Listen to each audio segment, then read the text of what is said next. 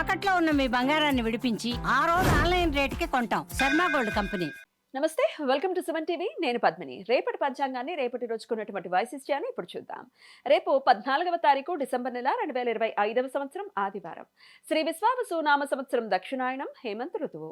రేపు మార్గశీర్ష మాస బహుళపక్ష దశమి తిథి సాయంత్రం 6:49 వరకు, తదుపరి ఏకాదశి తిథి. హస్త నక్షత్రం పగలు 8:18 వరకు, తదుపరి చిత్తా నక్షత్రం. సౌభాగ్య యోగం పగలు 11:45 వరకు, తదుపరి శోభన యోగం.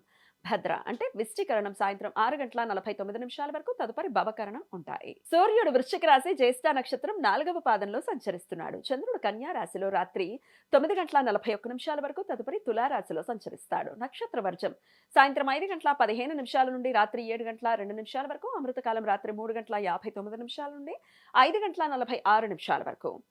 రేపు సూర్యోదయం ఉదయం 6:38 సూర్యాస్తమయం సాయంత్రం 5:44 చంద్రోదయం రాత్రి 2:32 చంద్రాస్తమయం మధ్యాహ్నం 1:40 అభిజిత్ ముహూర్తం పగలు 11:49 నుండి మధ్యాహ్నం 12:33 వరకు, దుర్ముహూర్తం సాయంత్రం 4:15 నుండి 5 గంటల వరకు. రాహుకాలం సాయంత్రం 4:21 నుండి 5:44 వరకు, గుళిక కాలం మధ్యాహ్నం 2:57 నుండి సాయంత్రం 4:21 వరకు, యమగండం మధ్యాహ్నం 2:11 నుండి 1:34 వరకు.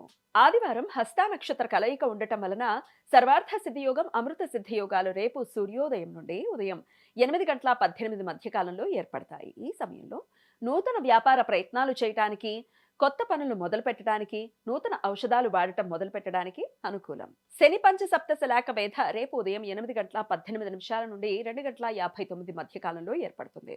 శనిగ్రహం పూర్వభద్ర నక్షత్రం 4వ పాదంలో సంచరించే సమయంలో చంద్రుడు చిత్తా నక్షత్రం 1వ పాదంలో ఉన్నప్పుడు ఈ వేధ ఏర్పడుతుంది. ఈ వేధ సమయంలో శుభకార్యాలు చేయడానికి అనుకూలం కాదు. మాస శూన్య నక్షత్రం రేపు ఉదయం 8:18 నుండి ఎల్లుండి ఉదయం 11:08 మధ్య కాలంలో ఏర్పడుతుంది. మార్గశీర్ష మాసంలో వచ్చే చిత్త, విశాఖ నక్షత్రాలను మాసశూన్య నక్షత్రాలు అని పిలుస్తారు. ఈ సమయంలో శుభకార్యాలు చేయడానికి అనుకూలం కాదు. ఈ సమాచారాన్ని మనకు అందించిన వారు మేడికొండూరు విశ్వనాథ్ ప్రసాద్ గారు. ఆయనకు కృతజ్ఞతలు తెలియజేస్తూ నారాయణ స్మరణతో సమస్త సన్మంగళాని భవంతు. నమస్కారం.